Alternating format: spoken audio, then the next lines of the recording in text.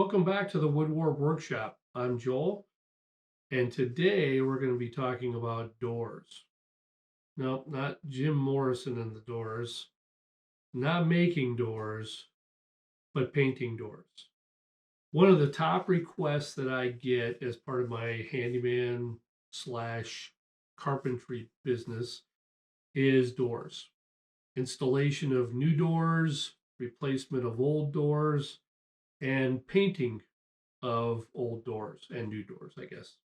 So, one of the things that I came up with, because dealing with doors logistically is kind of a challenge in a lot of ways. Obviously, they take up a lot of space. I don't have a very big shop, so space is at a premium.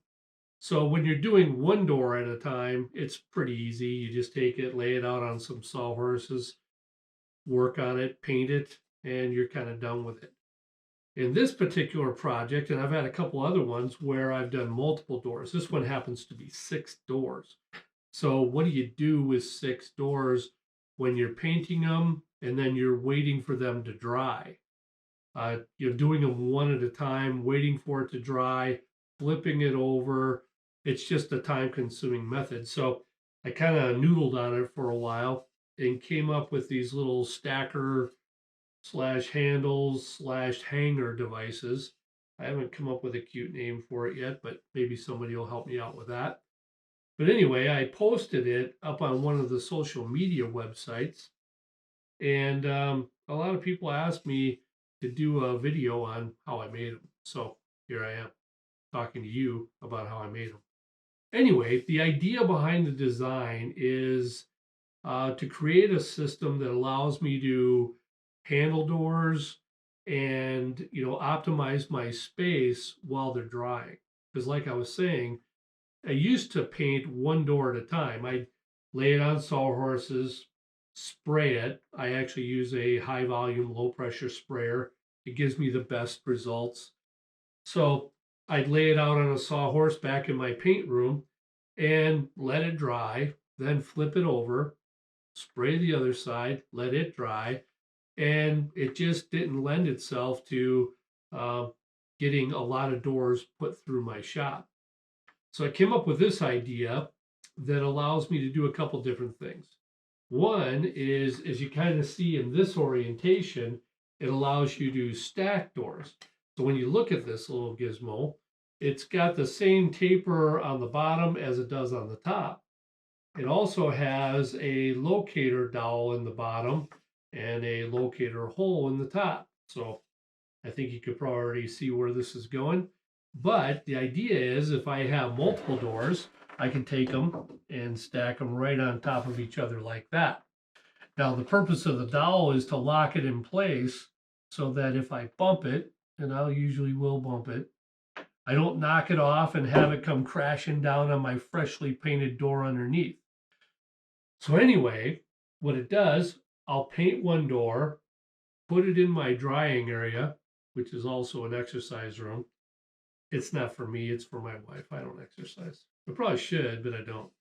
Anyway, so as I put it in the drying room slash exercise room, I don't have a place for 6 doors. So this mechanism allows me to stack them on top of each other as I take them out of the paint booth.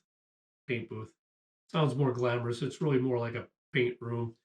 But anyway, it's nothing fancy, but I paint them in this room behind the camera. You can't see it. And when I'm done with them, then I'll take them and put them in the drying area and stack them on top of each other. So the way that I've designed this, though, is to help me in 2 ways. One, it helps me logistically. You can see it's got a nice little handle on it, right? The other thing that it allows me to do is when I spray one side of it, now I don't have to wait for the side to dry before I flip it over. I could take this,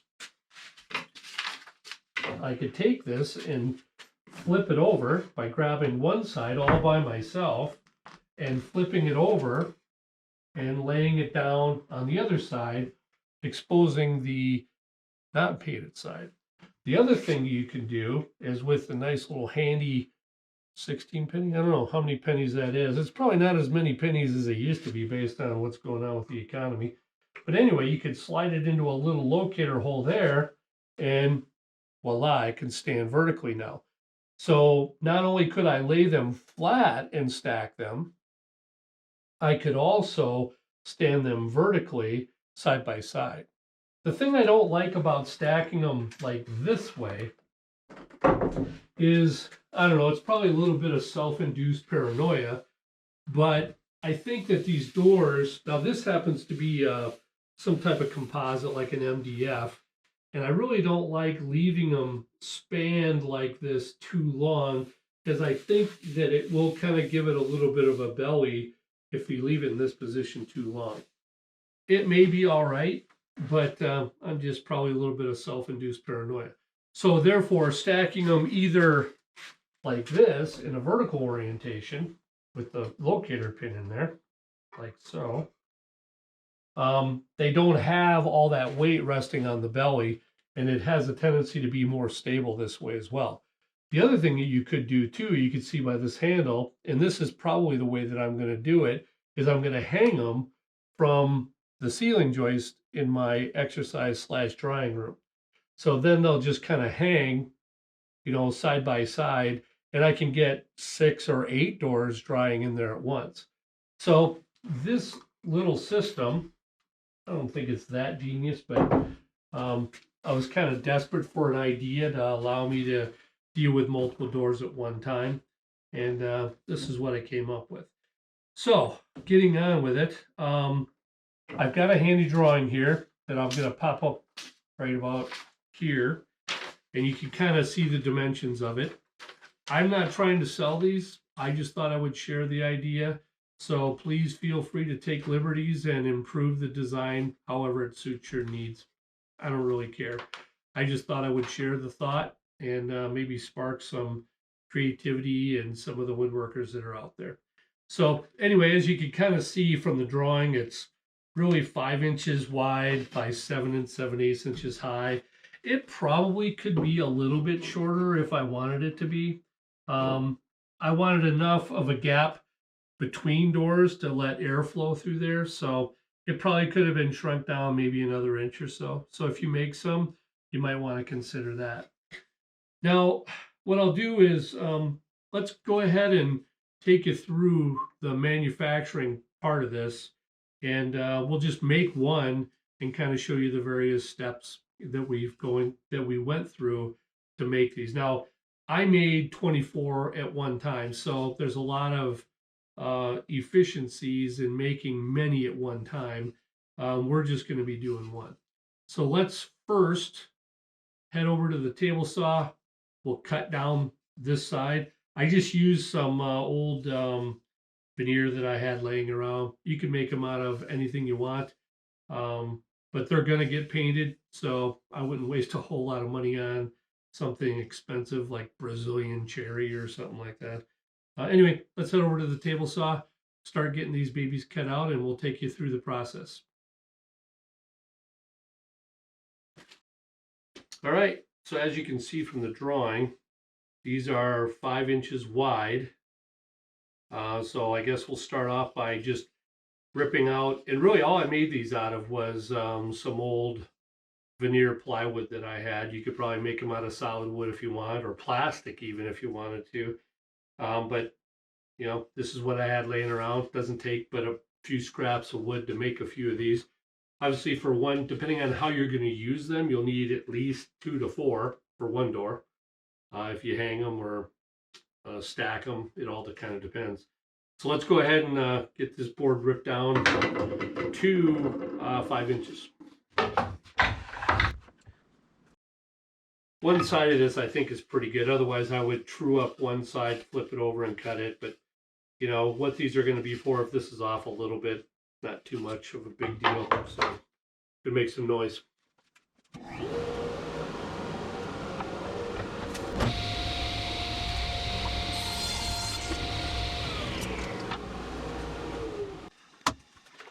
All right, so there we have it. Let's just check it real quick. 5 inches on the nose. The nice thing about having decent equipment is that You dial it into 5 inches on this fence, it's 5 inches.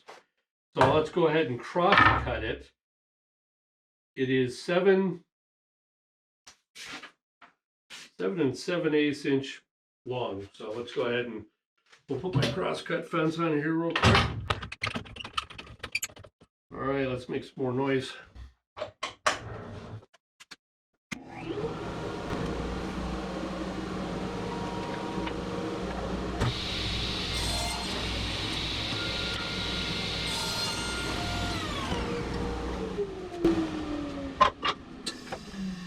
Alright, any of you youngsters that saw me pull that wood scrap out instead of using a stick, that would have been the smarter way to do it.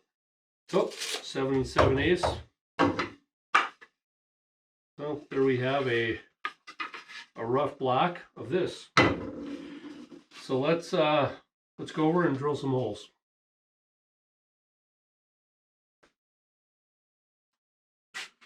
All right, now that we got this baby cut to width and to the height, we can go ahead and start marking off the holes to get drilled on the drill press. Now, with the wonders of YouTube and trying to save some time and shorten my video a little bit, I've gone ahead and marked all my lines. Here's a copy of the drawing again. You can see that the handle grab hole is 1 1/4 or 1 11/16 inches down from the very top, and they are 1 1/4 inches off the center. So again, fine tune this to whatever works for you. You got little bitty hands, then you can probably make that a lot smaller. I've got mediocre hands, I guess, but make it whatever you want. But anyway, that's where I ended up, and that's what we're going to make today. And I've located this mounting hole 3 7/16 from the bottom. Now, the one thing that you'll notice is, you may have noticed on the previous discussion, there's this little bossed out area here. And the reason I did that was so that when you screw this to the door, it isn't just door flat surface on the flat surface of the grabber handle here, all right? It keeps it off the door. So for 2 reasons. One is it'll be less friction. The other thing will be there will be no possibility for paint to kind of settle in and give you a paint line where this is on your door. So that's kind of the whole purpose between that. So what I did was I took a Forstner bit, like yay, and just went down about 1/8 of an inch or so, just enough to locate this for me. So I don't have to futz around with, you could probably just try gluing it right over the hole, but I just thought it would really help me when I went to center it. So that's really the only reason I did it. Wasn't trying to overcomplicate it, but just wanted to share why I did what I did. And the washers that are on here, the whole purpose of those is this thing is going to end up getting paint on it. And I felt that gluing the washers on there would really give me just a better surface to make it easier to pivot. And if it did get paint on it, it would probably clean off a little bit easier. And on this side, this is where the screw goes through. So this washer will probably help with wear. If I use this a lot, then if you had just wood there, it would eventually probably oblong the hole and it'd get a little sloppy, which wouldn't be a big deal, but that's kind of the way it is. And like I mentioned before, I put a locating dowel on the bottom and a locating hole on the top so that when they're stacked, they lock into each other and just makes it a little bit better. So I've marked those on the top and the bottom as well. It's a lot easier to drill those before we cut those tapers on the top and the bottom. So let's head over to the drill press. The first thing we're going to do is probably just pilot those out. I've already center punched these to make it quick and easy. So let's head over to the drill press. All right. Go ahead and get started and drill some of these holes. I've already chucked up my pilot bit to pilot out all these holes. I just like using a smaller bit to start out with because it just makes guiding those other holes a little bit better. So let's make some noise. I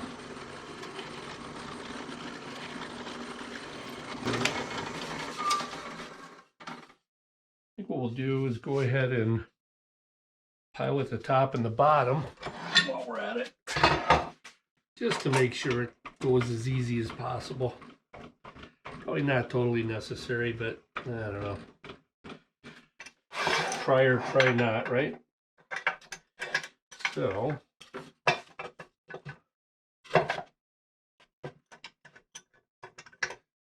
really like this vise I got. Bought it from that Jungle website, but it sure is nice for just chucking up pieces like this periodically.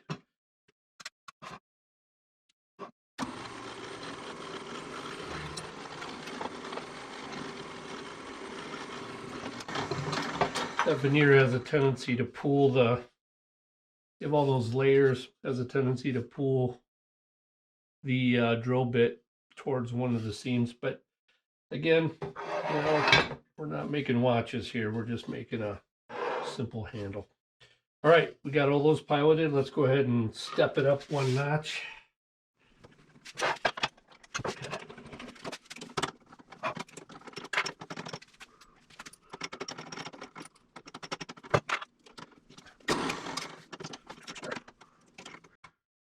It'd be nice to have a keyless chuck. Somebody wants to send me a nice Christmas present. I could use a keyless chuck for a Delta drill press. Make things go a little faster.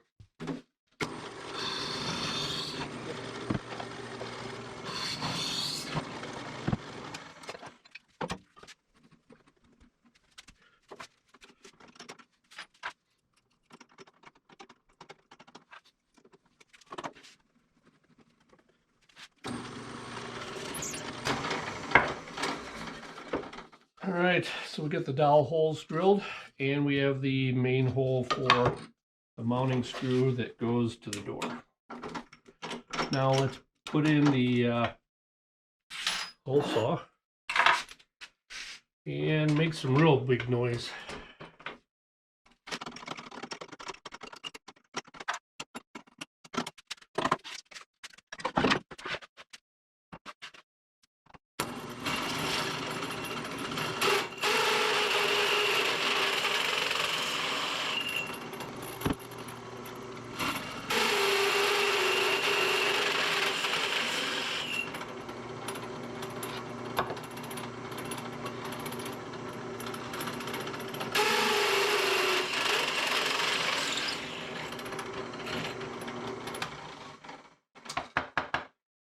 Kind of like nails on a chalkboard, isn't it?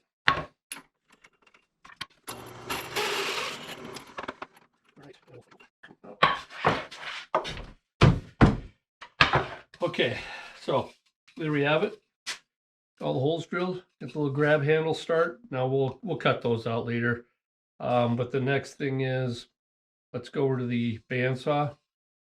We'll cut both of these tapers off, and then move on to cutting the rest of the handle hole out. All right, let's do it. All right, this is a pretty aggressive blade on here, but I'm kind of lazy to change it out. So what we're gonna do is we're just gonna cut these angles, rough cut them, and then I'll touch them up on the drum sander real quick, and then we'll figure out how to get these holes cut out. All right, let's try that. Again, get ready for more noise.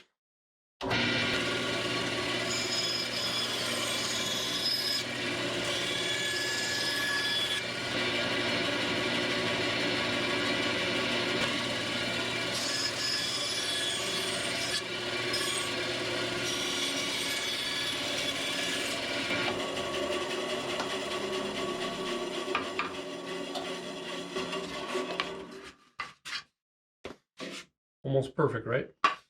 We're getting there. Let's take this over to the belt sander and get that all sanded up. Actually, what I think we're gonna do before I go over there, well, yeah. Let's go over to the belt sander and get these flat edges straightened out a little bit.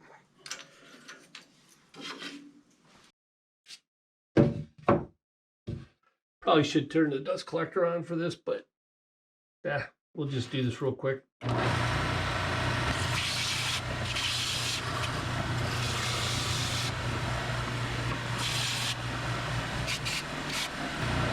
wasn't too bad.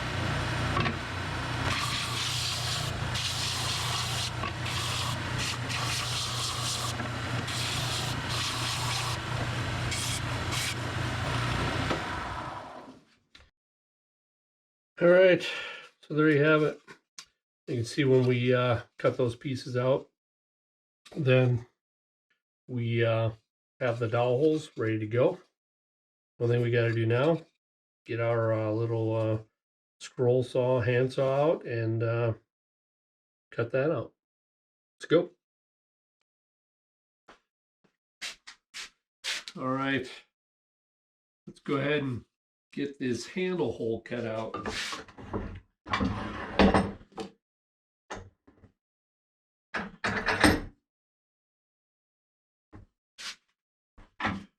Let's make some noise.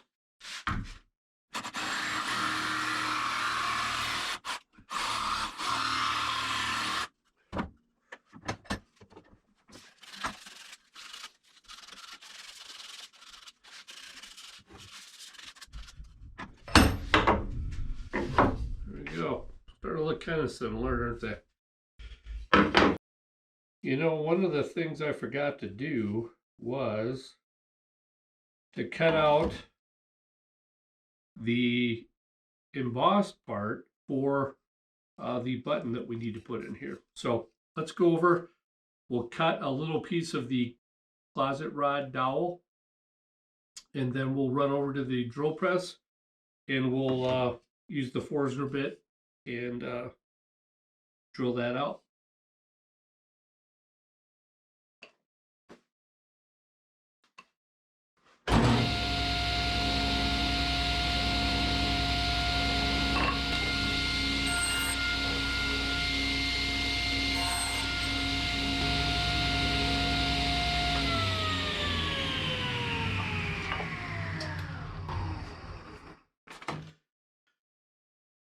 There's the little button that we're going to use. Let's go get the Forstner bit out and make a spot for it.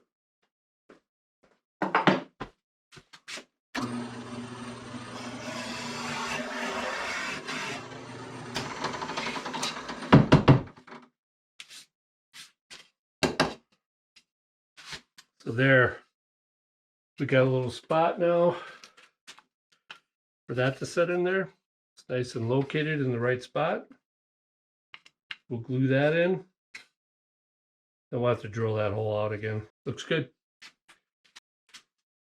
All right, one of the quick things I want to do real fast is I used a just a round off router bit just to take the sharp edges off here. So you don't have to do that. Probably it'd be perfectly fine without it, but I thought we, hurry up and do that real quick and just kind of give it a little bit more finish. So let's make some noise.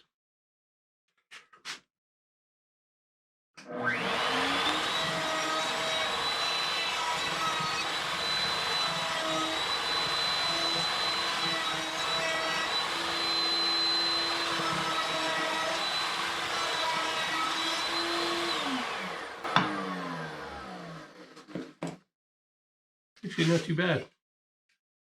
Starting to look like the other one. Let's go ahead and finish it up. All right, we're almost done. The last thing we got to do is glue this button in and glue the washers on. I suppose we could sand it more, but that's kind of boring. So normally what I would do, this wooden button, I guess we'll call it a button, but it's the part that we cut off from our clothes rod dowel. I guess you could probably use whatever you want, but as you can see, fits perfectly in that spot. And it could be, wood glued in. I use Gorilla Glue quite a bit. I just like the set time on it. I've used Titebond too. I'm kind of a fan of that. But for this, what we'll do, if you haven't used any of the CA glues before, I would recommend trying them. These are my first ones I tried with Starbond. and I really like them a lot. So they're not a sponsor, but I really wish they were because I really like their product. So it's kind of two parts. You have the gel part, I guess, and they make it in like a thin, a medium, and a thick. And I use the thick a lot. The thin is for probably tighter porous materials, I guess. Probably go visit their site and see what they're all about. But just for this video, and to make it easy to get through the end real quick. So you have two parts. You've got the gel part. So we'll take that and put it in here. Just a couple dabs around. It's like it says, it's kind of thick. And then what I do, I think this is how you're supposed to do it, is you spray a little accelerant on it or on the other part. So we'll put a little bit on that button and we'll set that in there. Okay. Now, one thing I should do, this button isn't drilled out. So normally what I would do is just run the bit through the back and get that hole out. We'll do that in a little bit. The other thing I found too is I can't find my 1/4-inch dowel, but I think you get the idea that the dowel goes in the bottom. Just put a little nubbin on there, like on the other ones that I showed in the past. And, it's as simple as that. So I don't think you really need to see that. So that's on there. So let's go ahead and glue on the big washer on the button side. Again, this just kind of helps with friction. Probably be a little bit easier to clear off with paint. So let's put a little bit on there for that. Put a little bit of the activator on the washer and try not to glue my fingers to my workpiece. And in like lickety split time, like you would expect some type of super glues to work. There, we've got our washer on there. We'll flip it over. Let's do the same for the back side. Now remember, the smaller washer really was just for the mounting screw, just to kind of keep from wear on the wood. So we will just line that up with the hole like so.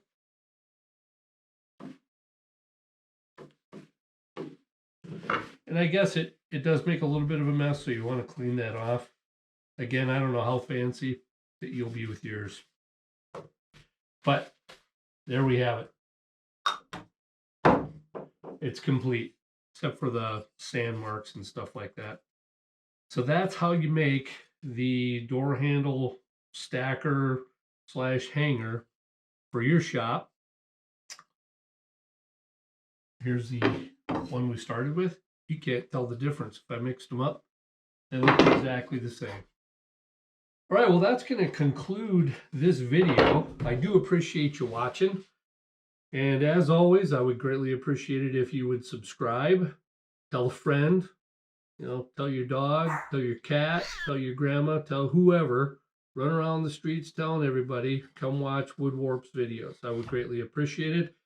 Use all the help trying to keep this thing going and increasing my viewership. I would greatly appreciate that. So until next time, we'll see you later.